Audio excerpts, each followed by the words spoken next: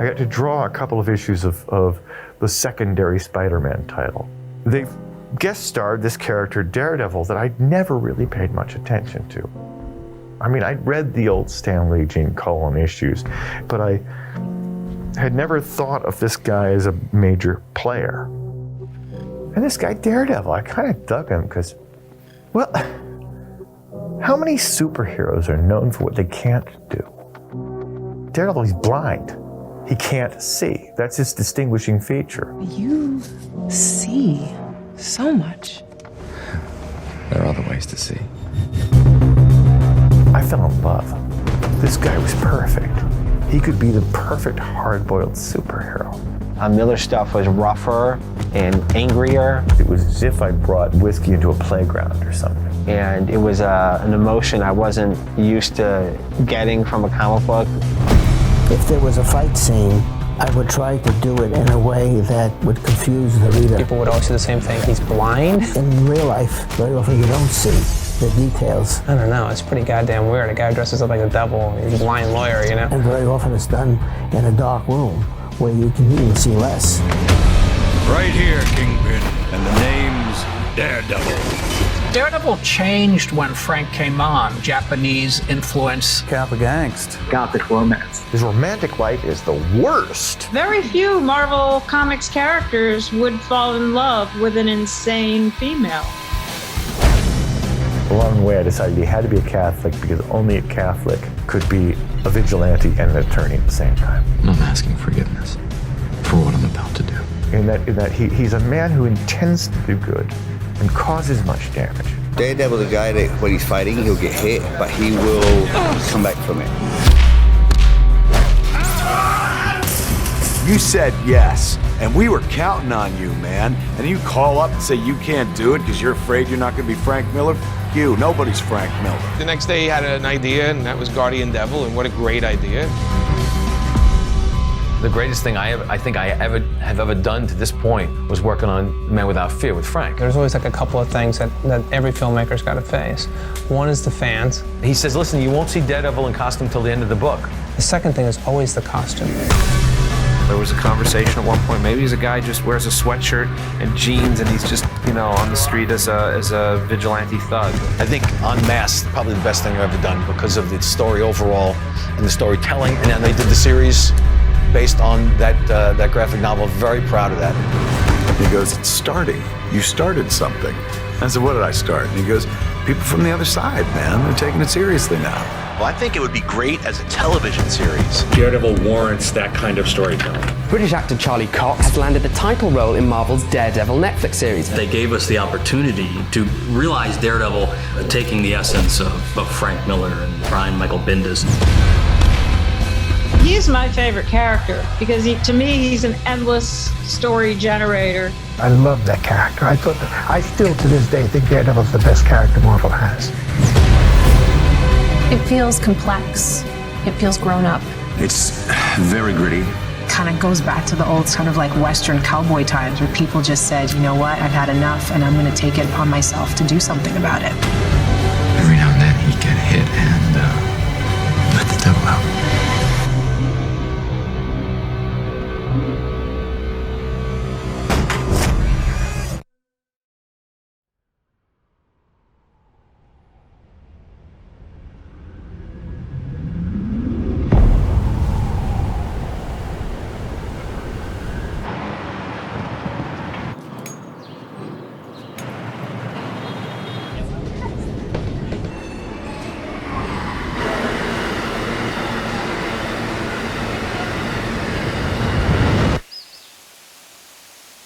Ten years had passed since 20th Century Fox's Daredevil movie had graced the silver screen. Famously, it was not a hit, but not because of the Marvel character itself. With the Marvel Cinematic Universe on the rise, the yearn for a faithful, live-action adaptation of Daredevil was arguably stronger than ever. And now that the live-action rights had finally reverted back to Marvel, Drew Goddard, writer of Cloverfield, Lost, and The Cabin in the Woods, had the perfect pitch. A gritty, low-budget, R-rated Daredevil origin story, heavily inspired by Frank Miller and John Romita Jr.'s The Man Without Fear, one of the most beloved comics in the entire history of Daredevil. And I remember, like, we were sitting and just, probably because I was around when they were doing one of the Avengers, just hanging out, talking about other things. And I was always like, why aren't you making Daredevil the movie? Well, I don't understand.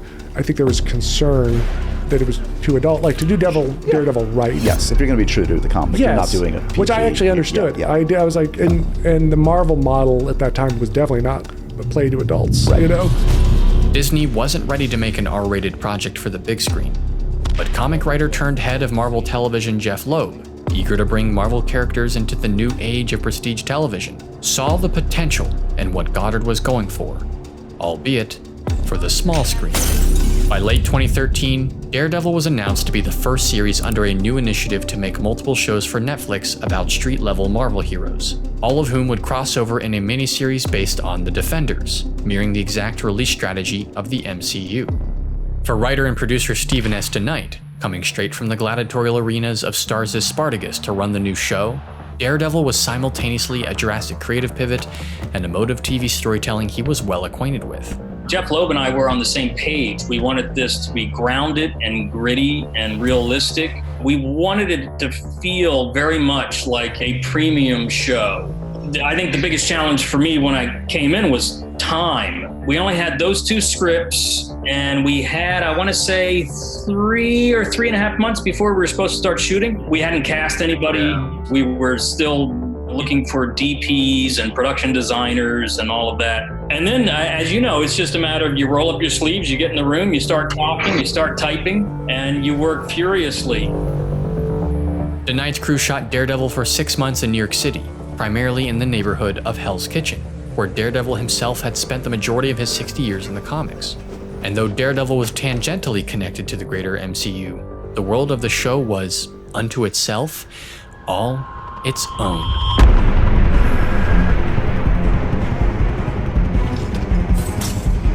In Daredevil, Hell's Kitchen is mythologized as a soot-covered, crime-ridden urban sprawl, its name synonymous with New York City herself.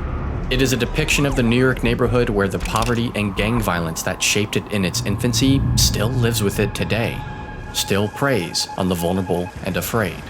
Injustice runs rampant, and reform is desperately needed. For Hell's Kitchen's biggest problems can't be solved by an Avenger. They are deep-seated and facilitated from the shadows. I don't see the city anymore. All that I see are its dark corners. Just as it was in John Romita Jr. and Alex Malev's film noir-inspired illustrations in their respective runs on the Daredevil comic, shadows and lights are integral to the storytelling of the Netflix series. Cinematographer Matthew Lloyd opted for a dark and dramatic look for Daredevil, using industrial yellows and greens to create deep shadows and negative space, where the kitchen's most dangerous characters lurk.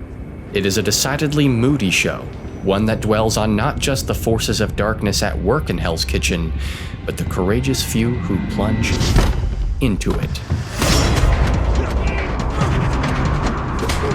Obsessed with the pursuit of justice and saving Hell's Kitchen, Charlie Cox's Matthew Murdock is forever preoccupied with distinguishing between good and evil and reckoning with his own duality. Indeed, ever since he lost his sight as a child and all of his other senses were enhanced, the line between the two has figuratively blurred. Though what needs to be done to restore justice is obvious, how to restore it is the defining question of the show's first season. As a defense attorney, Matt Murdock uses the rule of law to ensure the wicked answer for their crimes. At night, the devil within him, a thirst for violence inherited from his father, wishes to see them suffer. I need you to know why I'm hurting you. I'm doing this because I enjoy it. Left unchecked, that devil might even wish to see them dead. And ultimately, as a Catholic, Matt was raised to believe in redemption. He just can't decide if everyone deserves it. I could have killed 10 people. I couldn't tell anyone. That seemed fair to you? It's what it is. Matt Murdock is a walking contradiction, living two lives, committed to two ideologies, and thus ultimately alone in his struggle. The few who do learn both sides of Matt, like Peter McRobbie's father Paul Lantham, or Rosario Dawson's Claire Temple, are just as uncertain who he should be, left to navigate the same questions about justice as the audience. The shithead that had me beat up? That's who you want me to help? Look, you have every right to tell me to go to hell, but he's important, Claire. Are you struggling with the fact that you don't want to kill this man, but have to? Or that you don't have to kill him, but want to? From its onset, Daredevil asks if Hell's Kitchen is capable of change after its long and checkered past. Goddard's writing is in constant evaluation of not only the just and unjust, but whether or not its characters are getting what they deserve. Often, they aren't. You got the wrong guy. I don't kill people. Not even scumbags like you who deserve it. You know what they call stuff like that? Gifts. The kind that very few people have. Or deserve. You get what you deserve. It's an old saying. One that survived the years because it's true. But not for everyone. Some get more than they deserve. In Hell's Kitchen, neither the law nor institutions of truth, like the Bolton newspaper, are enough to combat injustice. Though some, like Eldon Henson's Foggy Nelson, Matt's charismatic best friend, remain utterly convinced those institutions will pull through, this city will protect us! Nearly everyone else is waking up to the same truth Matt did. More must be done. This is a real story. Yeah, and it's gonna end the same as it always does, right? A bunch of fat old guys in some white-collar prison with more fat old guys. The cops aren't even on this yet. We could be the ones to connect the dots. It doesn't sell papers, Ben. Not anymore. Deborah Ann Wool's Karen Page, victim of a crime she did not commit, is both devoted to helping Nelson and Murdock defend the innocent, while also dabbling in unethical methods to expose the truth. Naturally, she's a big fan of the Man in Black, the devil of Hell's Kitchen. Please tell me I don't detect a hint of admiration for that terrorist. This is just all speculation. Nobody knows if he's a terrorist or what. And the more time she spends with investigative reporter Ben Urich, played by Vondi Curtis Hall, the more her duality influences him. Over time, all are caught up in the same tension between light and dark as Matt Murdock, wrestling with their identities and shadow selves as Lloyd's dramatic lighting reveals them. No one is truly as they seem, from crooked cops to night nurses. The exceptionally few who are totally self-assured, like Matt's mentor Stick, promote an idea of justice that is warped at best. So your wars come to? Killing children? That thing in the container was not a child. I could hear his heartbeat. It was light and fast. He hadn't even hit puberty. You're emotional. Yeah, no shit. Because of these characters, justice is not a straightforward pursuit. It is a conversation, one that allows for many conflicting perspectives. I've been preoccupied of late with questions of morality, of right and wrong, good and evil. Sometimes the delineation between the two is a sharp line. Sometimes it's a blur. These questions are vital ones because they tether us to each other, to humanity. Not everyone feels this way. Not everyone sees the sharp line, only the blur. But by the same token, Matt has exploited the shortcomings of the law and embraced vigilantism to pursue justice. He knows it's entirely plausible and only a matter of time before someone else exploits the law to pursue the opposite. How does it make you feel? It makes me feel low. All the criminals, master criminals that Ditko and Jack Kirby had created had a similarity. They were all lean, mean-looking, mustached. They're what I would call the established criminal type. So when he said the Kingpin of Crime, I immediately was looking for the most different look that I could. Who the hell wants the Kingpin? He was the Jackie Gleason of supervillains. So I fashioned him after a Wall Street tycoon baron type. And he said, you know what you gotta do? You draw this guy the way he's been drawn for the whole first issue he's in. And he said, then you turn him into a Frank Miller character. Light him. And he gave me a wonderful moment, which is where the Kingpin goes from being this line clear guy, and then I have him light up a cigarette. And all of a sudden he was mine. In the moody morality play of Daredevil, Goddard and DeKnight were keen to depict an astute observation about the relationship between good and evil in the modern world, one that harkens all the way back to the original sin of Adam and Eve in the Bible. Good is easily tricked and manipulated by evil. Civil institutions, like the police or justice system, are easily infiltrated and subsequently corrupted. You really shouldn't have said his name. With enough money, acts of heroism can either be defamed as nefarious or capitalized upon to assume even more power. Heroes and their consequences are why we have our current opportunities. Even beating up criminals is shown to be a tiring act, a defining aspect of Daredevil's approach to fight scenes, where Matt tires more and more as his battles drag on. And for just about every upstanding citizen with red in their ledger, there's seemingly just as many monsters waiting for the chance to use their guilt against them. What do you have on her? A tape. What's on it? A mistake she made when she was 19 and pretty. Something she don't want her kids to know about. Not a discussion. Wilson Fisk, then, played by the brilliant Vincent D'Onofrio, exposes how easily the pillars of good we rally around in our society can be corrupted by evil. How easy it is for a single man to snake his way to the top, right under everyone's noses. Worst of all, Fisk is a man who seems to believe in the purity of his actions, from Gao's heroin trade to the Russians' human trafficking, a practice he arguably only takes issue with after it becomes convenient to do so, and personal. Modeled after the same real estate magnates and capitalist elites that were gentrifying Hell's Kitchen at the time Frank Miller wrote for the character, Fisk's goals in Daredevil are largely the same. He doesn't want to reform Hell's Kitchen, but destroy it and build something shiny and profitable from the rubble.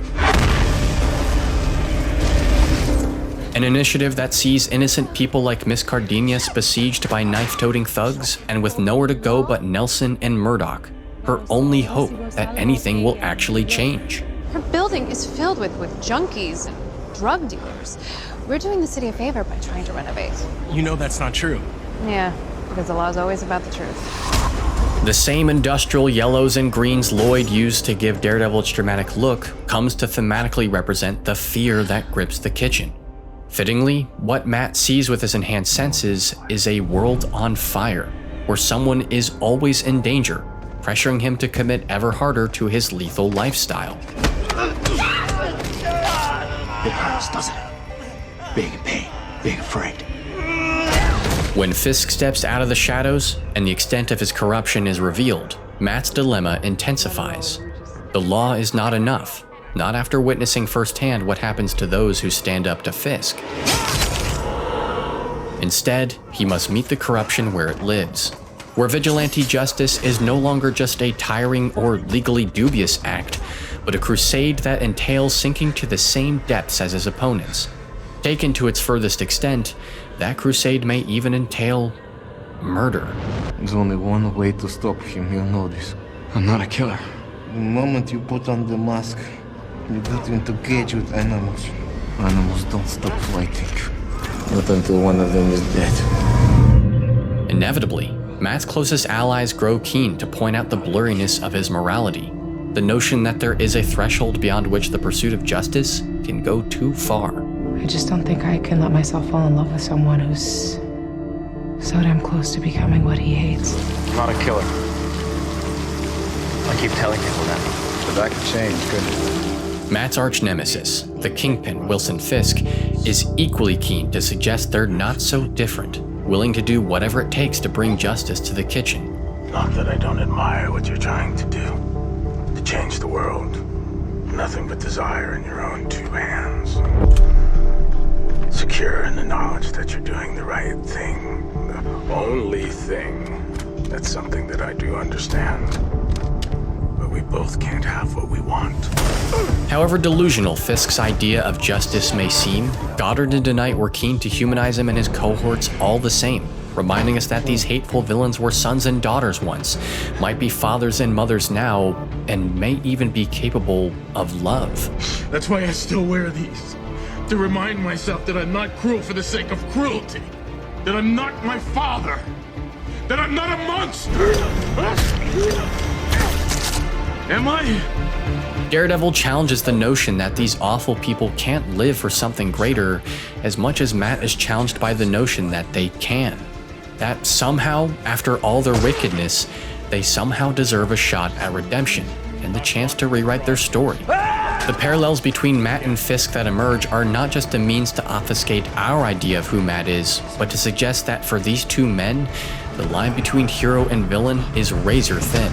For indeed, however much both men struggle to decide how far they must go to save Hell's Kitchen, both are, in themselves, their own greatest obstacle to real justice. Backed into a corner and made to feel as helpless as the child they never quite healed, Wilson Fisk and Matthew Murdock are both obliged to let their devil out and selfishly give rage the final say in justice. I'm gonna kill you. Take your shot.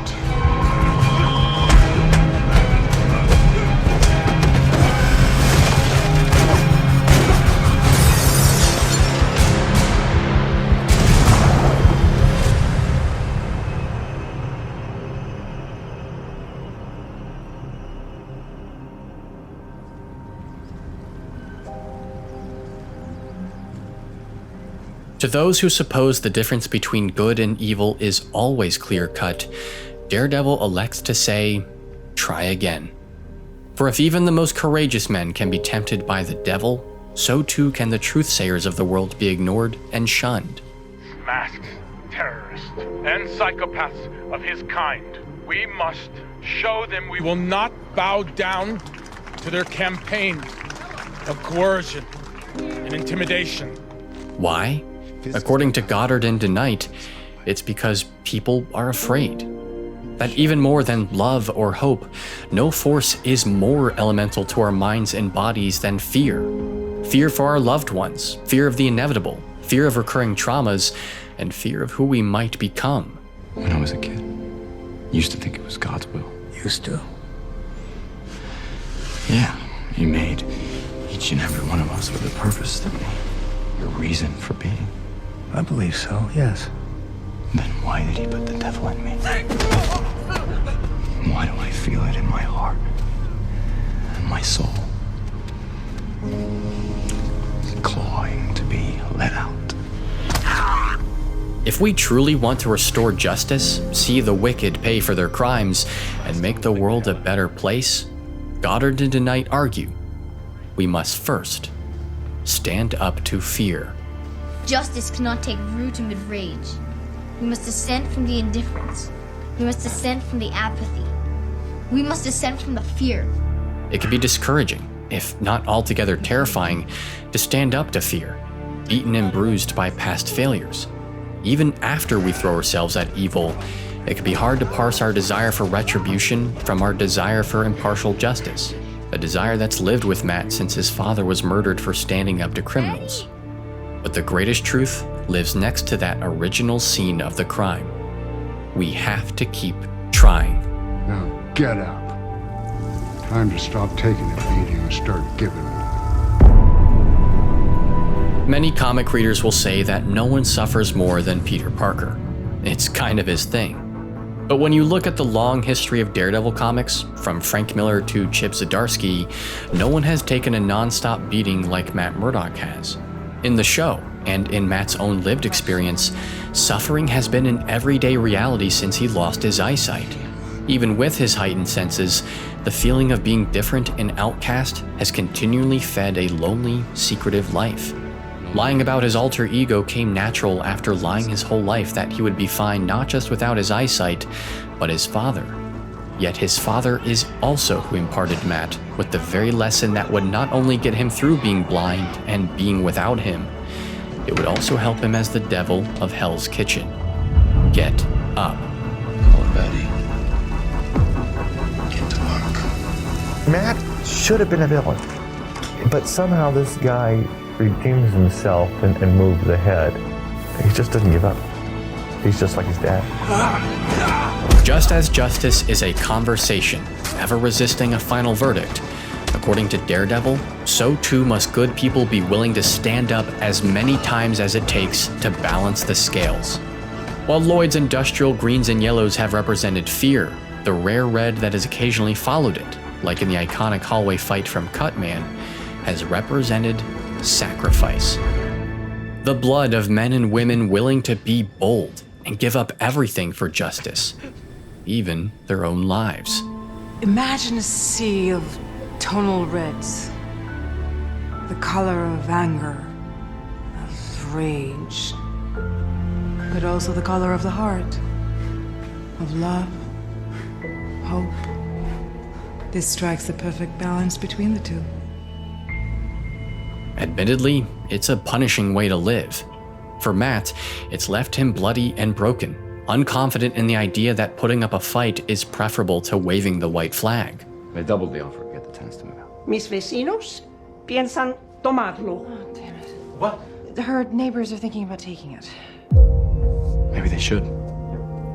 For both Jack Murdock and Ben Urich, it led them to a lonely demise, no one near enough to save them from the wrath of those they stood up to. In the grand scheme of Hell's Kitchen, their sacrifices were virtually unnoticed. You know, the only thing I remember from Sunday school is the martyrs, the saints, the saviors. They all end up the same way. Bloody and alone. But that doesn't mean Matt has to keep fighting his battles alone. Not anymore. Divided as he may be in his approach to justice, chided by Stick for letting friends cloud his judgment, if there's one thing the long-term punishment of his crusade has taught Matt, it's that he needs allies. One man can make it pretty far on his own, but not far enough to make a difference. Sooner or later, we all need help. I can't do this alone. I can't. However much he fears for their lives, should his enemies learn his identity, Matt Murdock's friends, Foggy, Karen, Claire, and Father Paul, are not just the people he's fighting to protect, but the fuel that keeps him fighting. The unthinkable guardian angels that patch him up, calm him down, be his North Star, and make the idea of a brighter Hell's Kitchen worth believing in. I know I haven't earned it, not yet anyway, but I'm asking you to trust me, Foggy. I know what I'm doing. All right. Go be a hero. In Goddard and DeKnight's Daredevil, community is a superpower unto itself, and the critical component that Fisk's operation lacks. The moment Fisk takes his eye off his criminal enterprise to pursue a relationship with Vanessa, the first real connection he's had with someone other than Wesley, is exactly when his supposed allies turn on him, exposing themselves for the self-interested elites they always were, prizing profit over humanity. Man cannot be both savior and oppressor, light and shadow. One has to be sacrificed for the other. Where Matt is saved by the angels he surrounds himself with, Fisk is brought down by the company of devils he's kept. And when the truth inevitably breaks through, Fisk will realize exactly what that makes him. In that man, I saw the devil. That I am the ill intent. I believe he walks among us, taking many forms. Who set upon the traveler on a road that he should not have been on. Systems can fail, justice is fragile, and devils are bound to emerge, ready to rip power from the meek and vulnerable. But if you have allies, if you're willing to go the distance, and if you don't stop until the powerful pay what they owe, justice will prevail. Nothing drives people to the church faster than the thought of the devil snapping at their heels. Finally donning his iconic red suit, or at least a more practical, armed-up version of what Jack Kirby first drew decades ago, Matt finally embraces what he needs to be to carry out justice. Not a man in black, but a symbol, the very devil that men like Fisk have indulged, chasing them into the shadows, where their wicked natures have long thrived in secret. Take your shot. But more importantly, it is also a symbol that Matt is willing to embrace, finally prizing the value of a second chance above the need to kill Fisk. A symbol that dares those men to step into the light, where they can answer for their crimes and try again. So what am I supposed to call you when I file my report? Daredevil.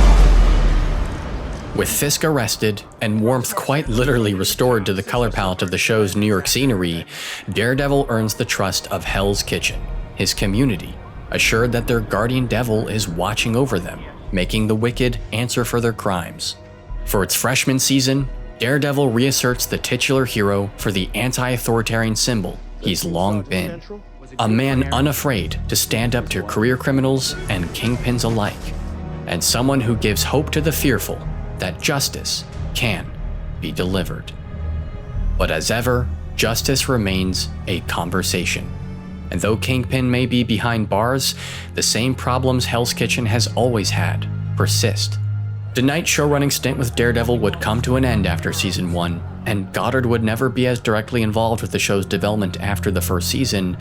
But for the man without fear, the long, winding road to justice was only just beginning. A road that Daredevil wouldn't travel alone.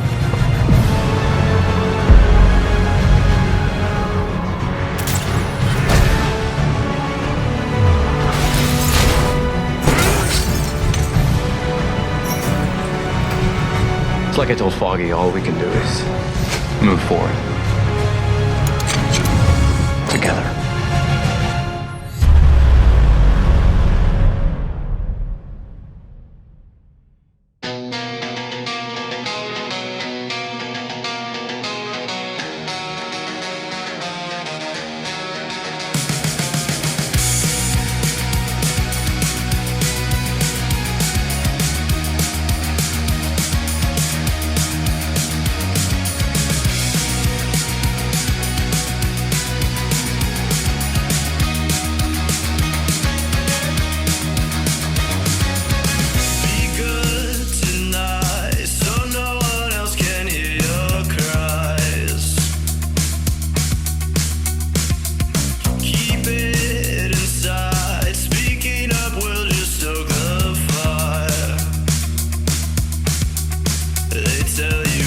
Hello everyone, welcome to the end of the video. Congratulations on getting here, and thank you so much for watching all of it.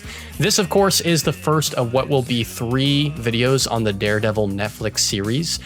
So if you enjoyed it and you can't wait to see the next 2 videos, please, of course, support this video in whatever way you can. Hit the like button, leave a comment, hit the share button, tell your followers about the video. As well, I don't know if y'all knew this, because I learned about this for the first time this year from you guys when you commented this on my Andor video, but YouTube has a new feature now called hype points. You get these hype points from watching videos on YouTube just over time accumulatively, and then you can spend them on people's videos to kind of give them a boost in the algorithm. If you have hype points to spare and you don't mind parting with them, consider giving this video a boost. I would appreciate it so much as we go into what will be a season 2 Daredevil video. Thank you as always for y'all's patience. I appreciate it so much as I work through everything. And if you want to get me closer to doing this full time and get me closer to a future where I don't have to deal with my crummy day job every single week, please consider going to patreon.com/RTORpresents and join at just the $2 tier. The revenue split I get from Patreon is far more generous than the revenue split I get from YouTube, and it's way more consistent as well.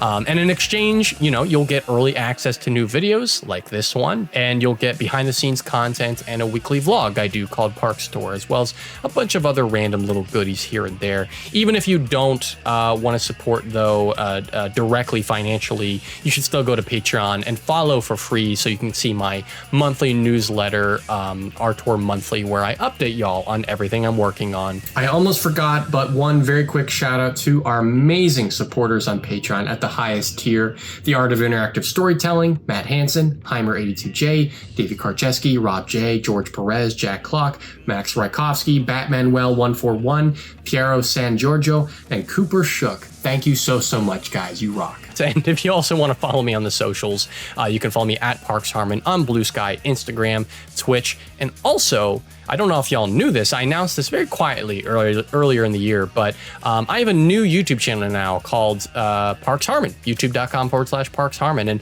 it's still a bit of an experiment what I'm trying to do with it. Movie reviews, I'll be kind of putting up some Twitch VODs from like my Indiana Jones playthrough earlier in the year there. So if you weren't aware of that channel and you want more of me, go subscribe to that. It's in the description below as well. And then before I get out of here, I just want to quickly shout out a cool video essay from a member of the Artor community, How Religion Shaped Daredevil by Samurai Bar. When I say member of the Artor community, I mean it. Samurai Bar has been in my comments for years. We've DM'd each other a couple times. This is my favorite video that he's ever done, and I think it's a truly great video. And I think if you enjoyed this video, you will enjoy that video. So the link to his video is in the channel below. And then if you enjoyed that video, subscribe to him as well. And also, if you're out there in my audience and you make video essays and you want a shout out, reach out to me. Like maybe not in the comments, but like send me an email or DM me on Instagram or Blue. Just get a hold of me, because I would love to know that. I don't know how many of you are out there making shit, but I want to find out what you're making if you are. I'll see you guys on the next video, which will be about Ghost of Tsushima. Finally getting around to that video. And then after that, Daredevil Season 2. Thank you all so much for watching, and I will see you all next time. Bye, everybody.